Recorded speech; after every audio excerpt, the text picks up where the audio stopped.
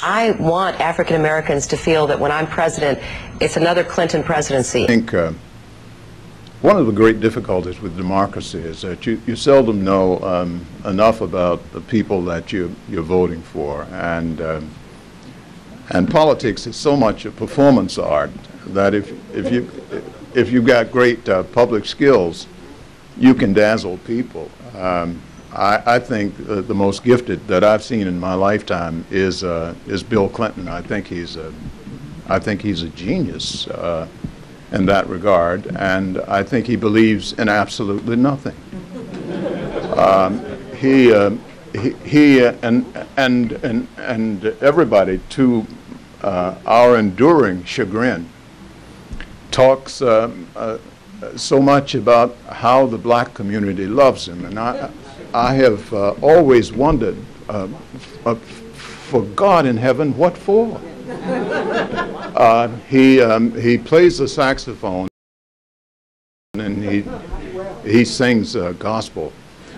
I don't feel no ways tired. I come too far from where I started from. But he virtually destroyed the banana industry in the Caribbean, almost single-handedly. I want African Americans to feel that when I'm president, it's another Clinton presidency.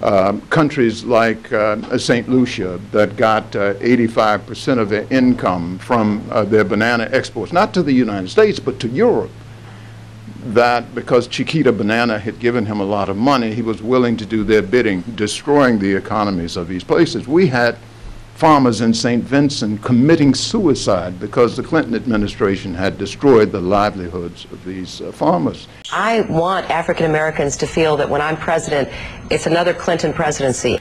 But you see, we didn't know anything about it. And so I rather distrust hugely Senator Clinton.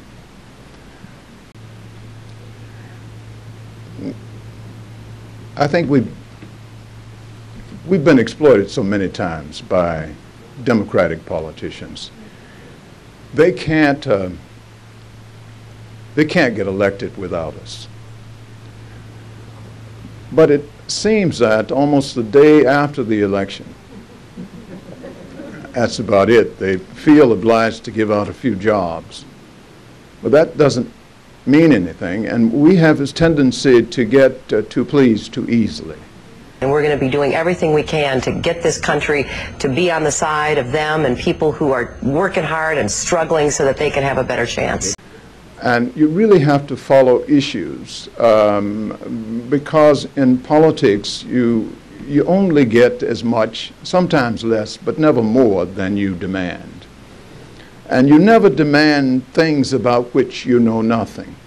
And so if you don't follow these kinds of issues, you don't know what's being done to you. I want African Americans to feel that when I'm president, it's another Clinton presidency. Bill Clinton was sending back Haitian refugees who were fleeing a regime that was armed by the United States. He was welcoming Cubans to Florida because he needed the Florida electoral vote. But he was violating international law, sending Haitians back without examining to discern whether they were legitimate political refugees or not, meaning they were fleeing with a well-founded fear for their lives.